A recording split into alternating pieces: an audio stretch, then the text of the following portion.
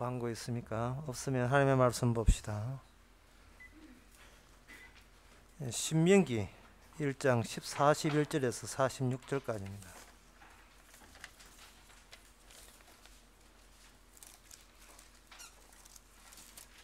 구약 성경 261페이지입니다. 제가 읽습니다.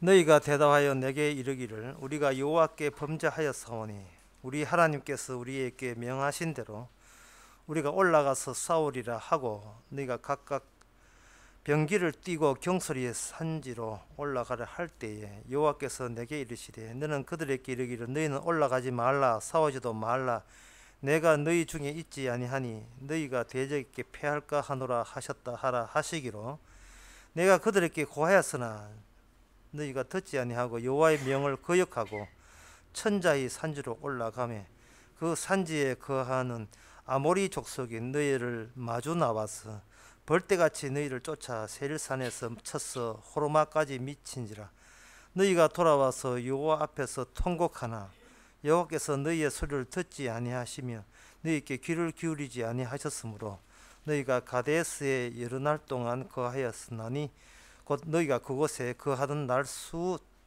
수대로니라. 아멘. 천국에 올라가는 거 실패했다는 이야기입니다. 그 실패한 이유가 그들이 노력을 하지 않아서 실패한 것이 아니고 노력한 것 때문에 실패했습니다. 아멘. 약속의 땅에 천국에 들어가려고 시도한 것 때문에 실패한 거예요. 성질이 급해 가만히 있으면 되는데 도저히 가만히 있을 수가 없어서 나대다가 맞은 겁니다. 그들이 왜 그 약속의 땅 또 천국에 못 가냐 하면은 인간은 그 지리적으로 표면적인 게 인간이 했잖아요. 낮에 지리적으로 이쪽에서 저쪽으로 가게 되면 그게 약속의 땅이라고 오해한 겁니다. 근데 약속의 땅이라 하는 것은 저쪽에 기다리고 있는 것이 아니고 내 쪽에서부터 만들어 가고 있다는 사실을 몰랐던 겁니다. 땅에 들어가기만 되는 게 아니고 땅에 들어갈 사람 만들기 작업을 주께서 하시거든요. 우리는 좋은 환경만 있으면 들어가면 산다고 사는데 그 좋은 환경에 살아도 그 가족들이 그 주인 되시는 분이 안 받아주게 되면 참 다시 쫓겨나오게 돼 있어요. 어디서 근본도 없는 것들이 우리 뼈대 있는 집안에 살아. 이게 바로 막장 드라마의 주제 아닙니까? 어디를 감히 근본 없는 것들이 것이 뼈대도 없는 것들이 내다 맡긴 그 주제에 어디서 여기 살아 이래거든요. 근데 이 말은 뭐냐 하면은 네가 여기 있는 모든 풍요하고 잘 사는 것이 그거는 네가 뭐 가지면 될 줄 아는데 네가 그 가질 만한 자격이나 그런 입장이 못 된다는 겁니다. 에덴 동산이 뭐 환경 나빠서 쫓겨나왔습니까? 거기에 벌칙종 하나 있었죠. 그게 걸린 겁니다. 10년째 살아도 11년째 걸리게 돼 있고 20년 살아도 걸리게 돼 있어요. 문제는 그 지뢰밭을 제거를 해줘야 되는데 그 지뢰밭을 제거를 해버리게 되게 되면 인간은 단독적으로 살게 돼요. 누구를 의지하지 않게 되는 겁니다. 하나님 살듯이 나는 따로 살겠다 이래 나오거든요. 그거는 마귀짓이거든요. 그래서 선악과라는 지혜를 심은 것은 사실은 그 마귀하고 문제가 해결돼야 네가 살 수 있는 것이지 마귀 해결 없이 단독적으로 네가 천국 산다고 해서 영원히 그 나라가 될 수가 없습니다. 그렇다면 하나님께서 이 약속의 땅은 왜 자꾸 약속의 땅을 거론하시느냐? 사람은 자기가 가지 못할 세계, 자기가 알지 못한 세계는 자꾸 없다고 여기는 경우가 있어요. 내가 못 먹는 그 음식에는 침에탁 뺏어가지고 남도 못 먹게 하듯이 그런 심술 같은 게 있습니다. 자기 차지 안 되면 그건 아예 시시하게 보거든요. 바로 그게 세상은 예수님 중심으로 만들어 놨는데 예수님이 내가 아니니까 내 말고 누가 좋다 하니까 그게 심술이 나는 겁니다. 그래서 우리는 예수님이 좋은 세계라 할지라도 내가 그걸 차지하면 내 좋은 세계 되기라고 시도해서 이렇게 올라가지 말라고 했는데도 불구하고 그들은 올라갔습니다. 그래서 그들은 뭘 몰랐느냐 하면 거기에 44절에 그 산지에 거하는 아모리 족속의 너희를 마주 나와서 벌떼같이 너희를 쫓아 세일산에 쳤어 호르마까지 미친지라. 이 아모리 그들은 이렇게 생각하면 편하거든요. 이스라엘은 아모리 족속 때문에 너무나 강대해서 우리가 못 당한다고 약속의 땅을 차지하지 못했다고 생각하는데 아모리 족속이라 하는 것은 일종의 허수아비입니다. 아모리 족속이 이스라엘을 능지에서 이기는 게 아니고 하나님께서 일부러 아모리 족속을 통해서 이스라엘 사람들이 변화되지 않는 상태에서 약속을 차지하는 것을 못가게 하도록 주께서 세운 보초들이에요. 예. 근데 그 방식이 아니라고 알려줄 때 이 말로 해가 안 나니까 강제 조치를 취한 겁니다. 인간의 적은 아모리 족속이 아니고 본인이에요. 본인이 적이에요. 본인이 너무 나대고 성질 급한 거예요. 예수님만 좋으면 되나 나도 좋아야지 이런 식으로 예수님을 라이벌 의식을 가지고 예수님처럼 모방하게 되면 천국에 살 것이라고 그런 식으로 시도하는데 그거는 마귀들이 이제 그런 짓을 하는 거죠. 그래서 우리는 이 본문을 대하기 전에 그 내용이 되게 먼저 아셔야 될 것은 아무리 구원하려고 노력해도 주님의 죄가 없이는 이것은 다 소용없다는 사실입니다. 예수님의 하나님의 죄가 나야 돼요. 허락이 나야 돼요.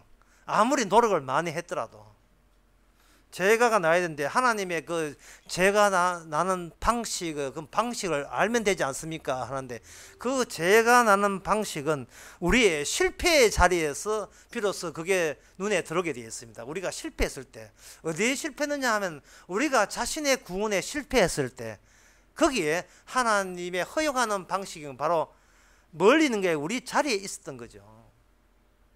그러면 그 실패를 그러면 안 하면 되잖아. 아예 처음부터 실패를 안 하면 되잖아. 하지만 인간은 처음부터 인간 자체가 이미 죄로 지었기 때문에 실패입니다. 그런데 본인은 그것을 모르고 있죠. 예를 들면 이렇습니다. 어떤 그 지방대학교 나온 사람이 서울에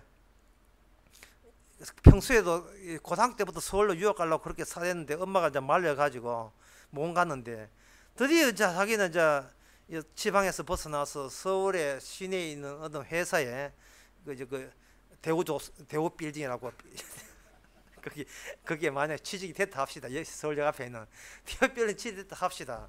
그러면 그 첫 출근부터 대구에서 이제 올라온다면 뭐라고 생각하냐면은 가게 되면 경부선에 노량진 다음에 한강 철도를 건너게 되었어요.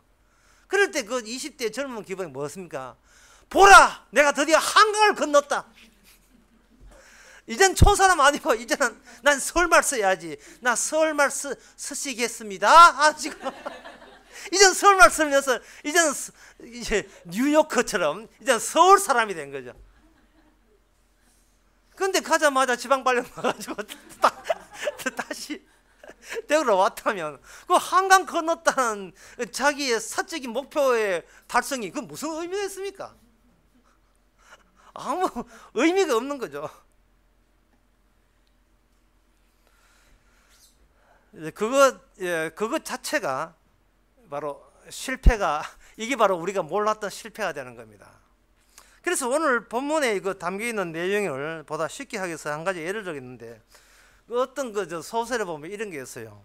임금님이 자기가 왕이 되고 난 뒤에 혹시 신하나 백성들이 반란을 이렇게 싶어가지고 모든 그 정보에 메일 주고받는 그리고 통신 전부 다 감시해서 그 사람이 소설입니다. 막 기가 굉장히 발달해서 백성들이 자기 집에서 하는 이야기까지 다 들려오는 거예요. 행여나 왕을 모함하고 왕에게 비방해서 그렇게 하면 모여서 왕을 이제는 바꿔버리자, 왕을 죽이고 다른 왕을 세우자, 그럴까 겁이 나가지고 그렇게 살폈던 겁니다. 그러니까 임금은 얼마나 노여져 받고 얼마나 스트레스 받을 거예요. 맨날 생각하는 것이 내 자리에 지키기 위해서 애를 썼다 이 말이에요. 그런데 어느 날 잠을 자는데 어디선가 아름다운 여인의 노래 소리가 들렸어요. 그 순간 그렇게 들려오던 모든 백성 소리는 하나도 안 들려오는 겁니다. 이제는 나라가 날아가든 지가 쫓겨나도 상관없어요.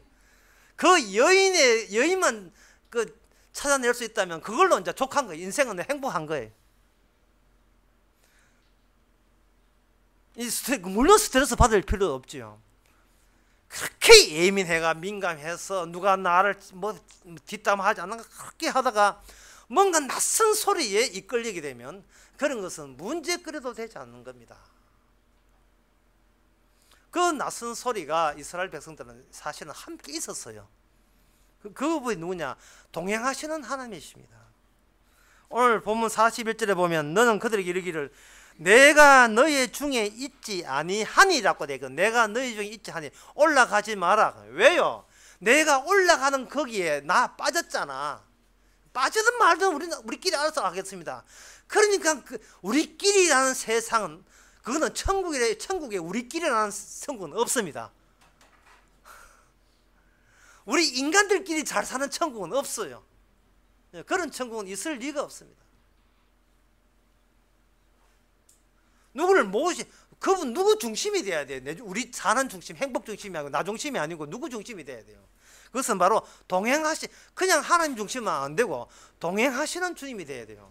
이 말이 어려운데요. 뭔 뜻이냐 하면은 하나님 가면 천국 가 계시겠지. 천국 계시면 내가 하나님은 조만간에 봅시다. 천국 가서 봅시다. 이래 되는데 천국 가서 조만간에 만나는 것이 아니고 우리가 지겹다고 여기는 우리가 빨리 탈출하고 싶은 이 세상에 진적에 들어오신 분, 이미 오신 분을 만나지 못한다면 우리끼리 가는 게 돼요. 우리끼리 가게 되면 그곳은 환상의 세계, 있지도 않는 세계가 되는 겁니다. 마태복음 25장 보고 그 다음에 구약 한 군절 더 보겠는데 마태복음 25장에 보면 25장 36절에 참 이상한 말씀 나와요. 예수님께서 양과 염소를 구분하시고 마지막 심판을 행하십니다. 그럴 때 하시는 말씀이 창세 전부터 너희를 위하여 창세부터 너희를 예비된 나라를 상속하라. 내가 줄일 때 너희가 먹을 걸 주었고 목마르었을 때 마시게 하였고 나그네 되었을 때 영접하였고라고 되어 있거든요. 여기서 이 등을 보면서 여러분 이상한 걸 느끼지 않습니까? 뭘 느끼느냐 하면은 심판주 대신 그 하나님이죠. 하나님이 언제 이 동네에 와서 사셨죠? 하나님이 언제 지묘동에 오셨고 언제 천안에 왔고 언제 서울에 언제 왔지요? 언제 목말랐습니까? 하나님이라면 하나님은 본인이 알아서 이게 뭐 지팡이 들고 아무 팔공사로 바위 하나 가르치면 물 나올 텐데 왜 주님께서 이 땅에서 이렇게 없는 생활을 왜 해야 돼요? 왜 줄이게 되고 언제 주님께서 목마르게 되고 언제 주님께서 나그네 되었고 언제 주님께서 외톨이가 되었으며 언제 주님께서 추운데 벌벌 떨고 있었으며 언제 주님께서 감기 들렸습니까? 그렇게 감기 조심하라고 그렇게 CF에서 그렇게 감기 조심하세요. 어찌 그렇게 선전을 많이 했구만. TV도 안 보신 모양이다. 언제 그렇게 감기 들렸고 언제 또 옥에 갇혔습니까? 뭐 나라의 법에 복종하라 했는 거 본인은 옥에 갇히고 뭐 앞뒤가 모순된 이야기를 행동을 보여준 거예요. 언제 오셨는데요? 하늘에서 기다리신 하나님은 우리가 창안한 우리가 조작된 하나님이고요. 진짜 하나님은 몰래 잠입하신 하나님이에요. 몰래. 오늘 주일학교 그 설교가 기생 라합 이야기잖아요. 스파이가 왔다 이 말이죠. 스파이가 왔을 때 기생을 하면 그 스파이를 영접해줬습니다. 스파이가 놀랐어요. 왜 나무나 스파인데 왜 영접합니까? 리생 가렙 하는 말이에요. 곧 나라 바뀔 건데 뭐 나라 바뀔 거니까 알아서 기겠다는 거예요. 이렇게 먼저 와주셨으니 내가 이렇게 나는 이 나라 백성 여호와 백성이 아니고 오실 나라의 백성입니다라는 그걸 고백을 하는 거예요. 심지어 그 거짓말까지 한 배신, 자기 조국을 위해서 배신하면서 평소에 동해물라 그게 잘 불렀다. 동해물 볼 수 없어요. 주의 나라가 왔을 때 바로 주님의 나라가 저의 나라 되고 싶습니다 하고 영접했단 말이죠. 이것은 곧 무엇을 의미하냐면 자기 자리에 파괴를 전제로 깔고 하는 이야기예요. 이제 지금 살아온 이 자리를 파괴시켜주고 이걸 주님의 자리에 합류시켜 주시옵소서라는 뜻이네. 예. 주님이 가신 자리가 제 자리에 되지. 이 자리는 저는 싫습니다 하는 그 고백이 돼요. 그래서 이 본문을 보게 되면서 우리가 생각해, 내가 줄일 때 너희가 먹을 걸 주었고 목마를 때 마실 게 주었다라고 했을 때, 이런 하나님이 이렇게 아주 천한 모습으로 온다는 아이디어는 어느 누구도 이것은 알아챌 수 없는 방식입니다. 어느 누구도 알아챌 수 없는 방식이에요. 그러면 이 본문을 잠시 적고 다른 본문을 한번 생각해요. 다른 본문은 뭘 의미하느냐 하면은 이 가장 인간적인 본문, 그야말로 인간의 본색과 본질, 더러운 본색을 드러내는 본문이 있어요. 그게 뭐냐? 창세기 34장의 이야기입니다. 창세기 보지 마세요. 이게 보면 길어서 이제 생각합니다.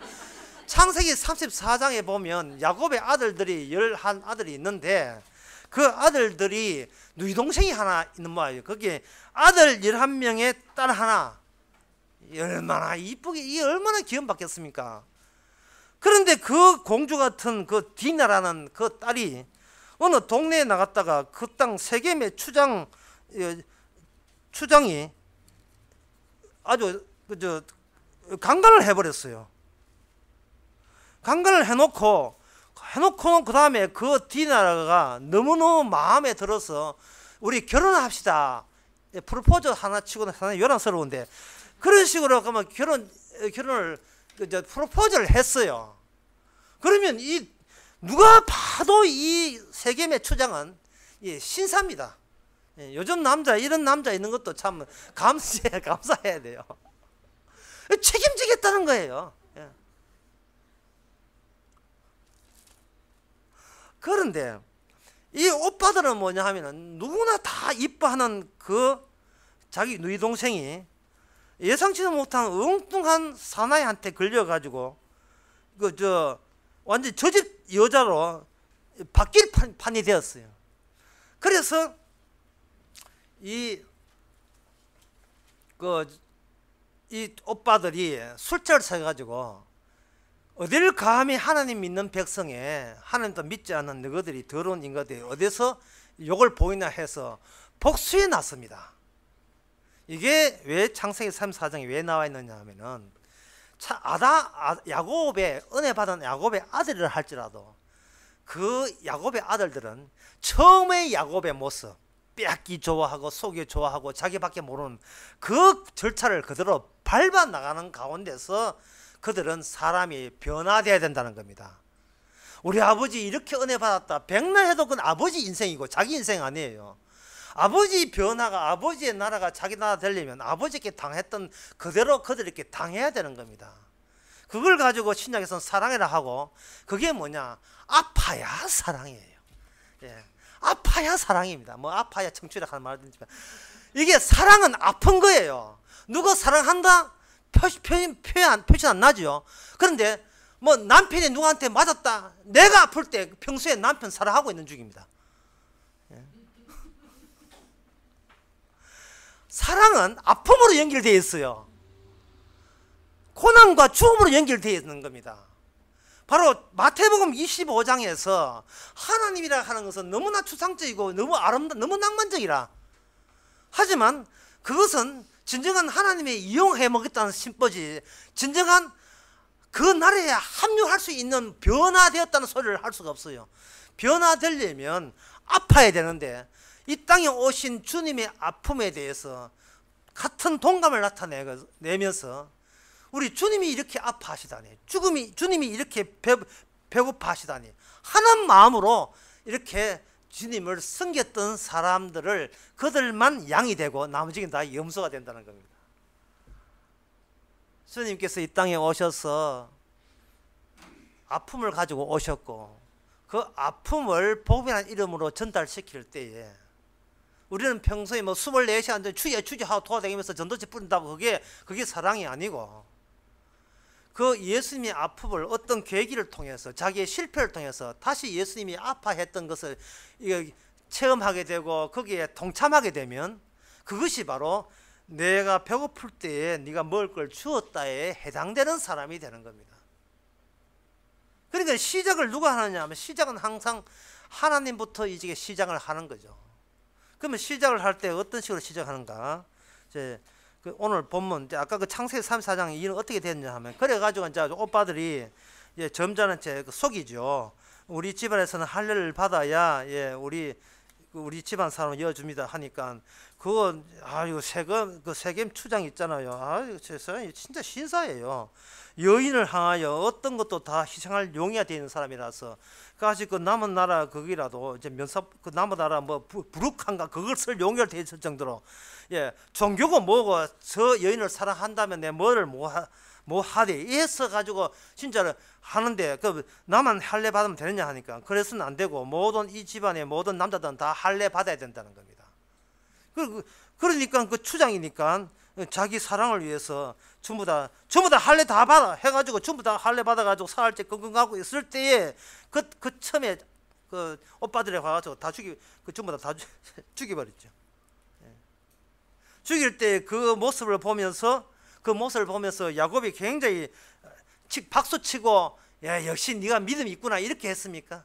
아니죠. 믿음을 빙자한 자존심 회복이죠. 어디서 내 상처기를 내 내가 복수 안 할 줄 알았어? 라는 거죠. 이게 신앙을 빙자한 예수님과 하나님에 대한 간절한 기도를 빙자해서 사적인 복수심을 활용하는 이야기가 창세기 34장에 기록되어 있습니다. 왜? 누구나 이거 절차를 거쳐야 하기 때문에. 누구나 이런 절차 거치지 아니하면 그것은 하나님의 은혜 받았다고 할 수가 없습니다. 이것은 또 하나의 우리가 미리 예상 못한 실패입니다. 그럼 자꾸 실패를 하는데 왜 실패의 자리가 있어야 되느냐 하면 하나님과 인간이 각기 동행한다는 말은 이스라엘의 한 경우입니다. 동행한다는 말은 그 둘 사이에 고랑이 생기죠. 둘 사이에 고랑이 생기죠. 그걸 저는 복음의 통로라고 봅니다. 복음의 통로. 양쪽에 하나님과 인간이 서로 맞지 않는 어긋나는 의견들을 가지고 나란히 가면서 그 속에서 아픔과 피, 희생 이런 것이 그 도랑에 이렇게 모이듯이 복도가 생기고 폭로가 생기는 겁니다. 그 통로에 비로소 숨겨진 하나님의 제가 받는 원리 원칙 복음이죠. 복음이 거기에 이제 나타나게 돼 있어요. 그래서 제가 하는 말은 간단합니다. 실패하세요. 실패하시면 됩니다. 실패하시면 돼요. 실패를 유도해서 내가 도랑을 만드는 하나의 기여자가 되게 만드시는 거예요. 나 아니고 예수님입니다 할 수 있도록 진정으로 그렇게 살도록 나로 인하여 뭔가 내가 어설픈 행동을 말미암아 뭔가 미끄러져 나와서 내 곁에 도랑처럼 흐르고 있는 그 속에서 그리스도의 피를 바라보게 하는 겁니다. 근데 이것도 하나의 과정인데요. 그렇게 실패하게 되면 아프잖아요, 하잖아요. 근데 아픈 정도가 아니에요. 여기 오늘 본문에 보면 이렇게 되어 있어요. 여기 45절에 보면 너희가 돌아와서 여호와 앞에 통곡하나 여호와께서 너희의 소리를 듣지 아니하시며 너희에게 귀를 기울이지 아니하셨으므로 라고 되어 있어요. 1976년도인가 제가 그 간성에서 속초 위에 간성에서 군대 생활을 했는데 참 제 때문에 국방부가 애 많이 먹었지요. 전혀 그를 군대 생활할 타입도 아닌데 그냥 밥 먹고 산다고. 그 감리교가 있었어요. 감리교가 있었는데 그 감리교가 금년화 되게 되면 철을 해요. 언제부터 8시부터 해서 새벽 4시까지 철을 해요. 와, 빡시게 하는 거예요. 감리교가 예배당이 굉장히 크고요. 평수만 해도 내가 보기엔 한 200평 넘고 교인수가 500명 넘어요. 저 간성 감리교인데. 그래서 저는 상당히 궁금했는 것이 그 행사 진행을 어떤 순서로 하는지 그게 굉장히 궁금했었어요. 어떻게 사람을 8시부터 새벽 4시까지 붙들어 매면서 기도케 시키는지 보니까 짬짬이 쉬면서 해요. 쉬면서 하면서 인도자가 이제 교체되면서 그때 이제 그 감리교 전도사들이 애 먹지요. 파트 앞에 파트 뒤에 파트 나눠가지고 이제 이게 강대상 두드리면서 이거 찬양하면서 유도하는데, 그 제가 여기서 말씀드린 것은 그들이 울어요. 울다가 쉬는 시간에 재미나게 커피 마시면서 웃다가 다시 시작하면 또 울어요. 그러니까 제가 보기에는 이런 하나의 거기 자꾸 하다 보면 요런 같아요. 그러니까 회개하라고 자꾸 얘기하니까 그분들 오시는 분 나이가 50 같으면 회개를 한꺼번에 하면 밤새도록 못 쓰니까 7살부터 17살까지 회개는 오전 타임에 하고 20살부터 40대까지 했던 타임은 그 다음 타임에 하고 40부터 60까지 회개할 것은 이렇게 하고 그 가운데 또 가만히 있으면 회개 안 됐다고 울어요. 근데 저는 그걸 징징댄다 하는 거예요. 오늘 본문을 보세요. 울면 회개고 울면 반성입니까? 여호와께서 너희께 소리를 여호와 앞에 통곡을 해요. 통곡하나 여호와께서 그의 소리를 듣지 아니하시지요. 통곡한다고 구원받는 게 아니다 말이죠. 그러나 통곡해 하시면서 통곡해 해놓고 돌아서서 주여 괜히 했지요, 그죠? 라고 깨닫게 하신 그게 회개예요. 회개 없이는 구원은 없습니다. 그런데 그 회개는 통곡이 아니고 통곡 이후에 5분이에요. 그 어설픈 몸짓과 그 부자연스러운 자기의 태도를 보면서 이게 지금 내가 무슨 짓을 하고 있는 것이 지금 라고 스스로 자기 자신의 그 어줍잖은 그 연기력에 본인이 실망할 그게 회개입니다. 아, 주여, 내가 사기꾼 위에는 아무 할 게 없군요. 하지만 사기꾼도 동행하시는 이유는 복음의 통로와 고를 만들어내기 위해서 그렇게 지금도 사용하시는 겁니다. 실패하시되 어디까지 실패하냐?